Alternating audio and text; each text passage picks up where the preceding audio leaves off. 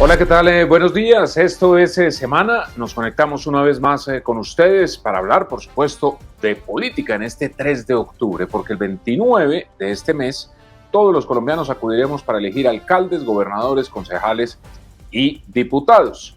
Y a lo largo de estas semanas, pues estaremos hablando con distintos candidatos para que ustedes tomen una buena decisión. Y hoy está con nosotros un colega que ahora está aspirando al Consejo de Bogotá con el aval del nuevo liberalismo. Ustedes lo conocen muy bien. Sergio Barbosa. Sergio, bienvenido a Semana. ¿Cómo está?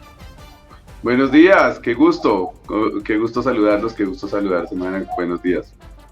Bueno, Sergio, ¿y por qué le dio entonces por lanzarse al Consejo de Bogotá? Es decir, hay quienes consideran, meterse en la política es un chicharrón muy grande. ¿Por qué? Es, de alguna manera, y a medida que uno lo va viendo, pues va descubriendo por qué le dicen el tema de que es un chicharrón. Pero, ¿qué pasa? Cuando uno ha trabajado durante tantos tiempo a este lado de los medios de comunicación y ha visto todo lo que pasa en diferentes aspectos, se da cuenta que vale la pena realmente poner su granito de arena para luchar por los demás, pues para hacer realmente un trabajo de campo y un trabajo social y un trabajo en el que vuelva a redefinir lo que significa la política, ¿no? Que es trabajar de alguna forma por los demás.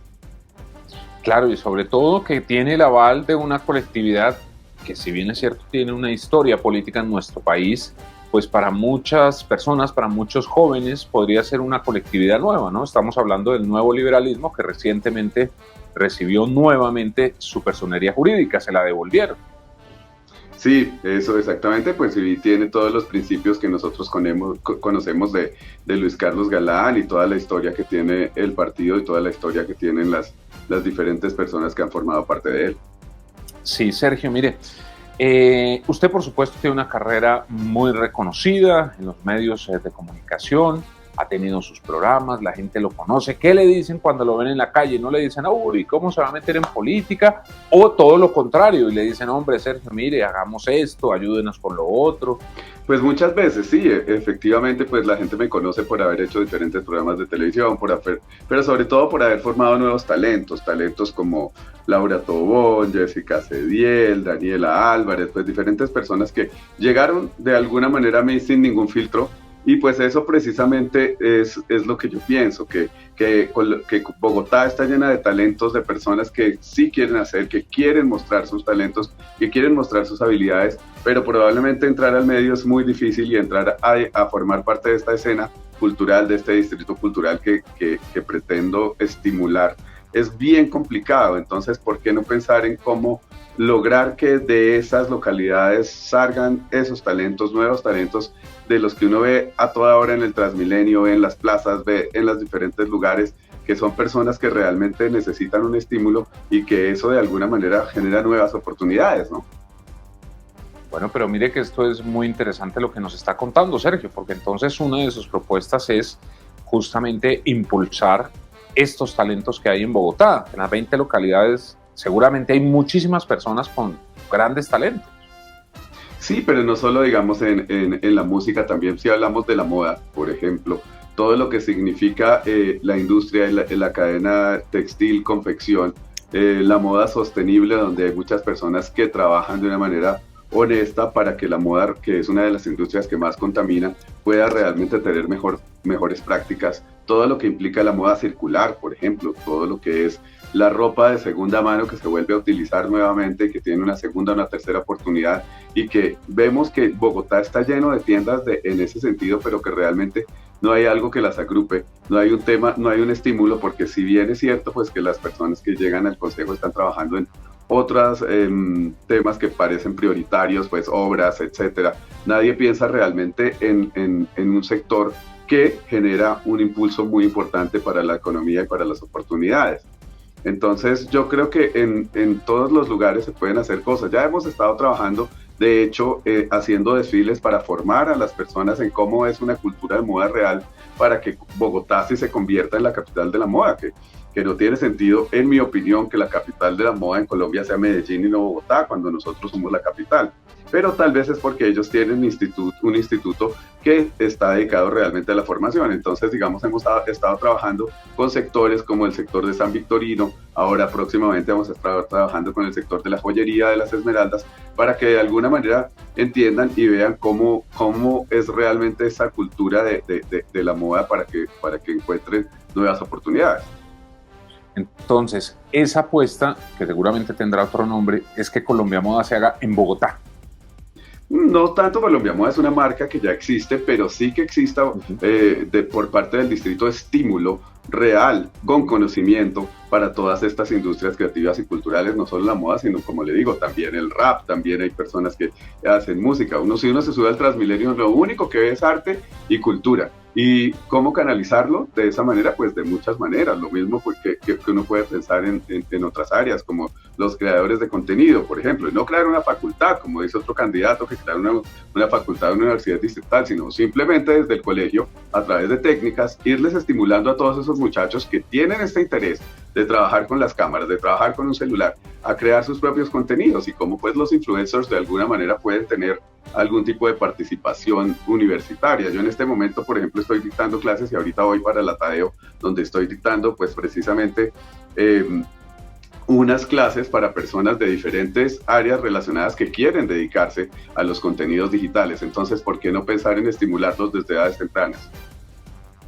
Pero mire, Sergio, que lo que usted propone es muy interesante, además porque tiene un abordaje totalmente diferente, digamos, a lo que les escuchamos a otros candidatos, que por supuesto es totalmente respetable, pero como usted nos decía ahora, se enfocan solamente en seguridad, en obras, en temas que sí, pues digamos, son urgentes para la ciudadanía, pero lo que usted está proponiendo de una u otra manera también está tocando, sin querer, por ejemplo, el tema de la seguridad. Si las personas tienen oportunidades, si hay un empleo, si están organizados, pues también de cierta manera se están trabajando esos asuntos. Sobre todo haciendo las cosas que les gustan y que los motivan, ¿no? Si usted le pregunta en este momento a cualquier muchacho qué quiere hacer en la vida o a qué se quiere dedicar, la mayoría de los jóvenes le está diciendo, no, yo quiero ser influencer, porque es que los influencers ven que facturan, que entienden cómo funciona la economía de algunas maneras. Entonces, ¿por qué no desde un momento pronto, pues en su educación, en su formación, hacia unas técnicas, irlos llevando precisamente a esas habilidades? Uno dice, el dibujo técnico es importante y hay otras materias que son importantes en el colegio, pero si uno los estimula realmente en lo que les interesa, pues probablemente van a estar enfocados en eso y pensando en cómo estimular sus propias creatividades y habilidades, en vez de estar pensando en tomar otros caminos que pueden ser peligrosos y que seguramente sí van a incrementar los índices de inseguridad en Bogotá. Claro. Y estando claro este asunto, ¿qué otras propuestas tiene, Sergio? Bueno, hablemos de otro punto que es importante para mí, son los animales. Bueno, yo creo que muchas personas que me siguen... Déjeme hacerle un paréntesis ahí, que en las redes sociales los vemos, ¿cómo se dice? Unos roedores, unas raticas, pero son sus mascotas. Sí, ratas, o sea, básicamente ratas, son ratas, sí. Pero porque precisamente mi tema animal no tiene que ver solamente con perros y gatos. Entiendo a todas las personas que quieren a los perros y a los gatos porque son las mascotas tradicionales a los que estamos acostumbrados. Pero si uno ve, por ejemplo, la diferencia que existe entre un cerdo y un perro, no son muchas, ¿no? Realmente en cuanto a su comportamiento. Pero el punto está realmente en cómo no es acabar los animales de consumo, ni mucho menos, porque pues vivimos en un mundo que ya está generado de esa manera, pero sí, ¿por qué no crear y estimular los santuarios para que algunos de esos animales podamos nosotros tener algún tipo de gratitud hacia ellos? ¿Por qué no pensionar una vaca de vez en cuando? O una madre cerda con sus hijitos, o alguna cabra, porque el problema de las abejas es tan grande en Bogotá que cuando la gente ve un panal de abejas lo que quiere es destruirlo. ¿Por qué no tratar de erradicar de alguna forma más amable con las especies, a palomas y otras especies que viven con nosotros, porque nosotros los hemos traído para acá? Entonces es como pensar en los animales como seres sintientes. Y esas granjas o esos santuarios podrían de alguna manera formar parte de la educación de los colegios para que los niños entiendan cómo puede ser esa convivencia con animales de una manera mucho más amable y probablemente que termine siendo realmente estimulante para que la gente entienda que el maltrato animal no tiene ninguna justificación y que los animales son seres sintientes. Al entender que los animales son seres sintientes, es muy probable que también mejore la percepción que tenemos nosotros frente a otras especies. Claro, Sergio, ¿y cómo es tener de mascota a dos ratas? Son dos, ¿no? Sí, ahora son dos, se murió una ayer precisamente. Son como, pues son como perritos, ¿no? Son mamíferos, finalmente son mamíferos que se adaptan a los humanos, son muy limpias, contrario a lo que todo el mundo piensa, que las asocia con suciedad y realmente las ratas son animales extremadamente limpios que se andan aseando todo el tiempo, son muy buena compañía, son... Pues cuando uno entiende cómo es el comportamiento del mamífero y empieza a ver el animalito en sí mismo, pues entiende que es un mamífero como cualquier otro mamífero y le quita el estigma que tiene probablemente el que lo asociemos a enfermedades que muchas veces ya desaparecieron, como la peste negra. La gente todavía dice, no, es que son las responsables de la peste negra. A ver, ¿hace cuánto fue la peste negra y la epidemia de la peste negra? Que fue causada precisamente fue por las pulgas. Sí, hay un problema con la sobrepoblación, pero tiene que ver más con aseo que con los roedores en sí mismos. Es como los humanos dejamos las basuras en todas partes y estimulamos de esa manera el hecho de que las ratas no vivan donde tienen que vivir, que es en madrigueras y en árboles, y sí buscando focos de basura donde se infectan ellas mismas con lo que nosotros desechamos. Sí, ¿y cómo hace para que no se le huelen? Por ejemplo, usted obviamente sale a su trabajo, a hacer sus cosas, ¿cómo hace para que no se le huelen? Bueno, ellas tienen sus casitas, tienen sus jaulas y tienen como un espacio delimitado donde se la pasan entre una jaula y otra y tienen su propio recorrido. Entonces ellas generalmente son animales como de recorrido. Entonces no es que anden por todos lados, tampoco es que les guste mucho andar por un lado y otro de la casa, sino que les gusta estar entre su jaula, recorren el espacio que tienen, en una parte es donde hacen sus necesidades, en otra parte comen, en otra parte tienen su agua, pues, y realmente se mueven ahí, y pues cuando yo llego, pues las saco y juego con ellas y me la paso con ellas un buen tiempo. Sergio, y justamente voy a preguntarle algo que está ocurriendo en estos últimos días, y es que hemos visto que en Bogotá hay una gran cantidad de roedores. Como mucha gente no entiende estos animales, y lo que usted dice es totalmente cierto, no, es que tienen enfermedades y hay que matarlas. ¿Qué se debería hacer para tratar este problema, digámoslo así? Pero resulta que es culpa de nosotros, porque si usted ve en donde están las madrigueras, es donde están todos los, donde venden comida, la gente tira basura. ¿Cómo tratar este tema? Las ratas llegan donde encuentran comida, realmente, y todo tiene que que es lo lógico. Entonces es donde hay focos de mala higiene, realmente son puestos de comida en donde las personas terminan botando una parte del pan, una parte de las papas, o sea, ¿y eso qué hace? Estimula pues que los roedores comiencen a crecer ahí. A mí me gusta mucho lo que pasa en Medellín, por ejemplo, son mucho más amables con las ratas que en Bogotá, y si uno se da cuenta, la ciudad es mucho más verde porque ellas hacen madrigueras en los espacios verdes, y realmente Medellín es una ciudad muy verde. La gente allá no es tan negativa con el roedor. Es más, yo he visto que por los sectores de Provenza muchas veces la gente que queda en el sector de los restaurantes, ahí hay un río y muchas veces les llevan como desperdicios y cosas al río en sí mismo. Entonces las ratas no salen como de esa área y las ratas siguen como el conducto del río y muchas veces salen pues a las zonas verdes, pero no se la pasan por toda la ciudad, ¿no? Entonces yo sí creo que es un poco cómo pensar en cómo tratar este tipo de especies, que son especies que nosotros realmente hemos obligado a vivir entre nosotros y que han vivido por toda como por ejemplo, las palomas.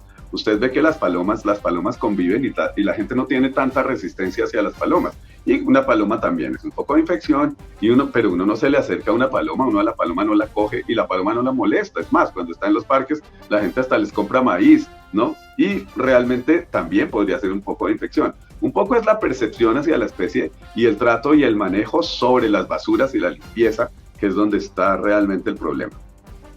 De acuerdo, Sergio, y cambiándole de tema, en varias ocasiones usted ha manifestado que está como decepcionado del gobierno del presidente Gustavo Petro. Usted hizo parte de la campaña, tuvo un trabajo importante, sobre todo con los influencers, pero usted lo ha dicho, ha tenido una decepción. ¿Por qué?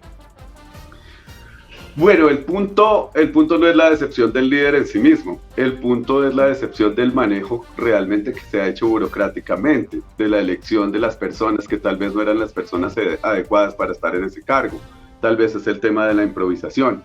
Y sobre todo, hay un punto que a mí sí me parece que es muy delicado y del que he estado en contra todo el tiempo, bueno, varios. Uno es el punto de la reforma a la salud, que no, desde el primer momento manifesté que no estoy de acuerdo y me parece que nosotros tenemos uno de los mejores sistemas de salud del mundo. En muchas ocasiones, pues pensemos en una diálisis, ¿cuánto le cuesta a una persona una diálisis en cualquier parte del mundo? Y aquí la hacen con una EPS.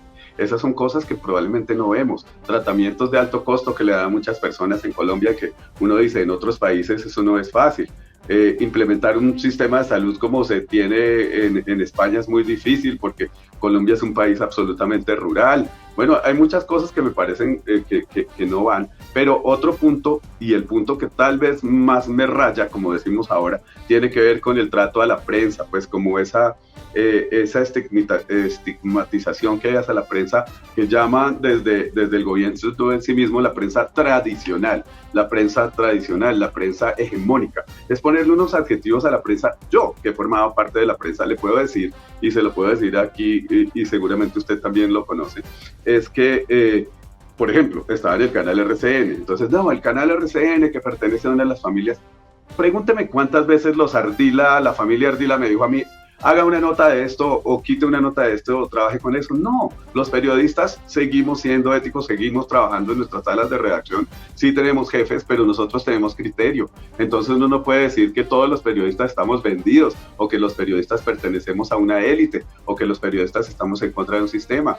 Estigmatizar a la prensa es algo que no tiene sentido porque la prensa realmente debe ser libre. Entonces como estar diciendo todo el tiempo, repitiendo el discurso de la prensa y el golpe blando y que los medios tradicionales, esa es una de las cosas que más me ha molestado realmente de esa actitud que se tiene frente a la prensa, porque realmente la prensa siempre y pues de alguna manera ha sido independiente y ha buscado la verdad. Y usted lanzó un trino, creo que fue en junio, en donde dice la libertad de prensa está en riesgo. En ese momento, usted lo dijo, usted es un reconocido periodista. Como le decía ahora, para nadie es un secreto que usted apoyó la campaña. Por lo tanto, que usted haya lanzado esa alerta en ese momento, pues prendieron las alarmas, por supuesto, prendió las alarmas, porque, pues por todo lo que estaba ocurriendo. Ese hecho, Sergio, de meter a los periodistas tradicional, entonces el alternativo, el independiente, el no sé qué, todo eso hace daño porque a fin de cuentas, pues todos somos periodistas y hacemos lo mismo, ¿no? Exactamente, el tema es que unos tienen unas banderas, otros tienen otras banderas, pero el punto es que uno no puede cruzar esas fronteras en las que tiene que, o sea, yo no estoy diciendo, no, he formado parte de la prensa tradicional y también formo parte de la prensa alternativa. Eso no quiere decir que yo esté de alguna manera atacando a un bando o a otro bando. Yo creo que todos tenemos el mismo espacio. Lo que pasa es que también en este momento muchas personas tienen acceso a esto, a las cámaras, al micrófono, y hay un tema importante y es que muchas veces sale información sin rigor, sin los temas mínimos que uno tiene que entender en periodismo, que es constatar dos fuentes, que es no lanzar opiniones por lanzar opiniones sin tener el contexto necesario, sin el análisis, sin muchos elementos que realmente nosotros conocemos a través del trabajo diario en las salas de redacción y en los consejos de redacción, donde nosotros entendemos lo que significan las diferentes posiciones. Yo le pongo un ejemplo.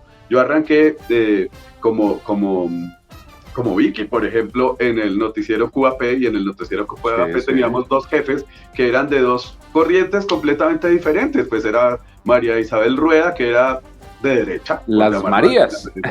Y María Elvira Sampés, que era de izquierda. Entonces teníamos nosotros unos jovencitos, unos pollitos metidos en ese consejo de redacción y teníamos dos puntos de vista muy diferentes en la misma sala de redacción y salían las noticias con diferentes puntos de vista y cada periodista pues le va dando su foco y obviamente teníamos, por ejemplo, un gran jefe de redacción, un gran socio dentro del del proyecto, que era Gabriel García Márquez, y algunas veces nos íbamos hacia un lado o hacia el otro, pero eso no quiere decir que los periodistas fueran hegemónicos o que tomaran un partido o que fuera un medio que estuviera en contra del establecimiento, no, para nada. Yo creo que ese es el punto de descalificar a la prensa, que no me parece que esté bien. Y sobre todo que cuando existe una democracia, Sergio, y usted lo sabe también perfectamente, pues hay unas líneas editoriales, y cuando hay tantos medios de comunicación, bueno, antes había más y es una lástima que no haya tanto como antes, pues justamente la ciudadanía tiene la libertad de escoger, imagínense, mucho más hoy, qué consume, qué lee. Si no le gusta un noticiero es sencillamente cambiar el canal, pero nos estamos volviendo son en ataques directos, y esas tendencias, Caracol miente, Semana miente, fulano miente, realmente es hacerle daño a los medios. Y no sé usted qué piensa sobre esto, Sergio, pero es peligroso, porque es que así empezó la situación en Venezuela, en otros países en donde hay dictadura. Sí, es como dicen por ahí, es una red flag, ¿no? Es una bandera roja que yo creo que a todos nos está diciendo de alguna manera, pilas con eso, porque eso no está bien. Porque súmele a todos esos comentarios, pues todo lo que se hace con las bodegas, ¿no? Pues por llamarlo de alguna manera, que si se va estimulando un comentario entre una persona y otra persona, y se va perfilando que ese es el comentario, se va generando un voz a voz de que la prensa es mala, de que la prensa va en contra del sistema, de que la prensa nos ataca, de que la prensa está en contra de nosotros, de que la prensa, y entonces la prensa se convierte en un voz a voz, como en un monstruo general que está atacando al sistema. Pues no está bien, ¿no? Porque la prensa precisamente está ahí para demostrar que la verdad es lo más importante, y lo que hace la prensa realmente es buscar y buscar y buscar esa verdad para que toda la comunidad entienda desde todos los puntos de vista lo que está pasando. Entonces, sí, uno puede tener su opinión, pero eso no quiere decir que sea sesgado.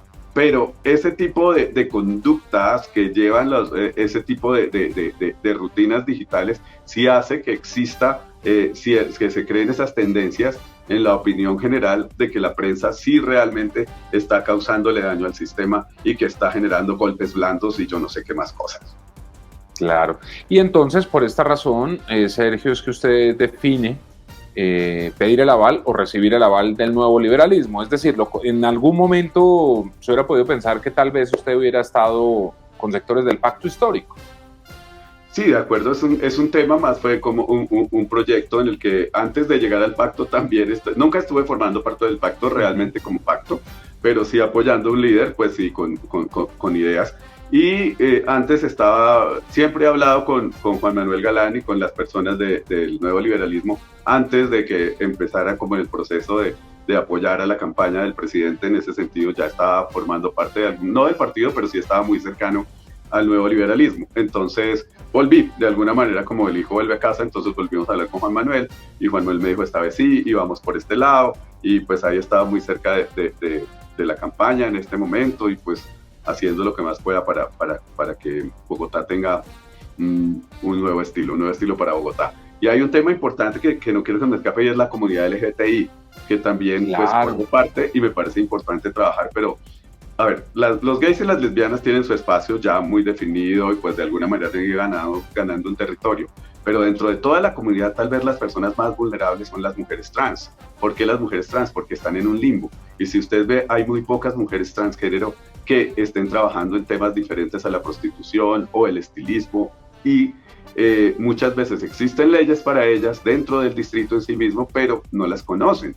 Entonces hay muchas personas que realmente se aprovechan de eso, y hay unas mafias generadas. Por ejemplo, he hecho una investigación en el barrio Santa Fe, y es aterrador lo que pasa con estas mujeres que aún para tener accesos básicos de salud o para tener acceso a sus documentos, como tener una cédula con el cambio de nombre, es muy difícil. Y es simplemente porque hay una mafia concentrada y por la ignorancia en sí mismo de las chicas que llegan a trabajar y a ejercer esas profesiones, ¿no? Bueno, pues eso es lo que Sergio Barbosa propone para el Consejo de Bogotá. Dos preguntas antes de despedirlo, Sergio, porque pues usted tiene que ir a dictar las clases. Muchos pensaron que usted sería gerente de RTBC o que estaría en el Ministerio de Cultura, por toda la experiencia, el bagaje que usted tiene, ¿en algún momento hubo esa posibilidad o lo contempló? En algún momento, yo estaba trabajando con la televisión pública, he trabajado durante 4 años, 2 años con Telecafé, 2 años con Telemedellín. En el momento en el que estábamos trabajando, pues precisamente en la campaña, surgió el rumor, pues digamos que nunca hubo un acuerdo de que usted va a estar en tal parte o a tal cargo, o una cuota, o que usted va a pedir un puesto, para nada, cero. Yo simplemente hice el trabajo que hice con los influencers y con las personas que estamos trabajando en un trabajo por creer en un proyecto, precisamente no buscando un puesto, pero después sí empezó a sonar, entonces salió en los medios de comunicación que yo era el gerente de RTBC, que era el gerente de RTBC, que no sé por qué siempre empezó a sonar, porque a mí realmente nadie me hizo una oferta, como decir, en el momento en el que gane el presidente, usted va a ser el gerente de RTBC, ni mucho menos, no. Yo creo que el punto se fue dando y surgieron muchos nombres, entonces decían que Jennifer Stephens, entonces parece que Jennifer Stephens no llenó los documentos necesarios para el cargo, después Nórida, pues entonces finalmente pues entró Holman, entonces pues bueno, ahí pasaron cosas y pues sí se habló y se comentó mucho que era para RTC. Me habría encantado realmente darle un nuevo aire a la televisión pública, porque creo que tiene muchos problemas la televisión pública, y uno de esos es entender que debe competir, porque si la televisión pública se vuelve un fortín burocrático, como pasa en casi todas las televisiones públicas regionales, pues no van a competir con medios importantes y masivos, porque la gente no se come esos cuentos enteros, ¿no? Claro. Sergio, y finalmente, al principio usted nos contaba que fue formador de muchos talentos de nuestro país. Mencionaba usted algunos nombres: Laura Tobón, si no estoy mal también Cristina Hurtado. De todos esos casos, digámoslo así, o mejor, de todas estas personas que usted formó, ¿cuál le parece que ha sido la que le ha ido mejor? ¿Y cuál le parece que ha sido el mejor ejemplo, digámoslo así, como de superación por todo lo que se tuvo que hacer para poder salir adelante?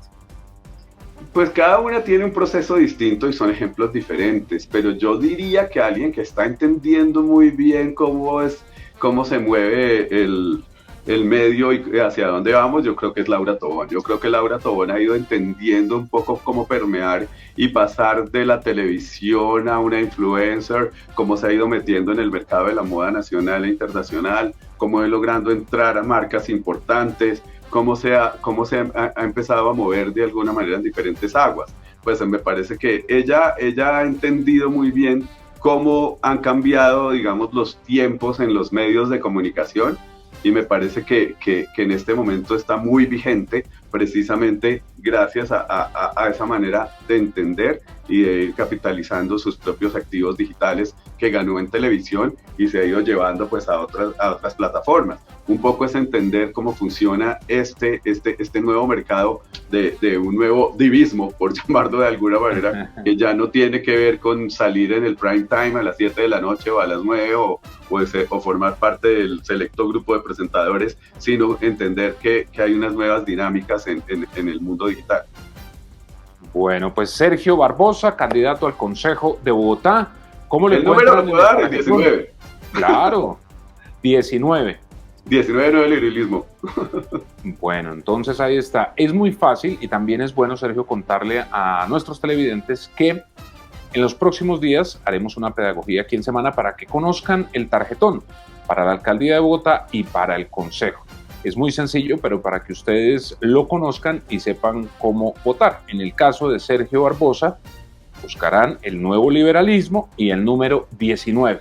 Es muy sencillo y esa pedagogía es importante hacerla. Se hará faltando 2 semanas. ¿Y en dónde buscan entonces más propuestas suyas, Sergio? Pueden seguirme en mi proyecto, en mis redes sociales, Sergio Barbosa CH, en Instagram y en Twitter. Ahí estamos contando cosas y por estos días vamos a hacer diferentes actividades educativas y formativas precisamente hacia los programas que me interesa desarrollar. Bueno, pues ahí está. Sergio, un gusto que haya estado con nosotros aquí en Semana. Un fuerte abrazo. Un abrazo y muchos saludos a todos y muchas gracias y éxitos. Y a ustedes también, gracias por acompañarnos. Ya saben, la cita a través de todas nuestras redes sociales e ingresen a www.semana.com para que encuentren la información de todo lo que ocurre en Colombia y en el mundo. Que tengan un excelente día.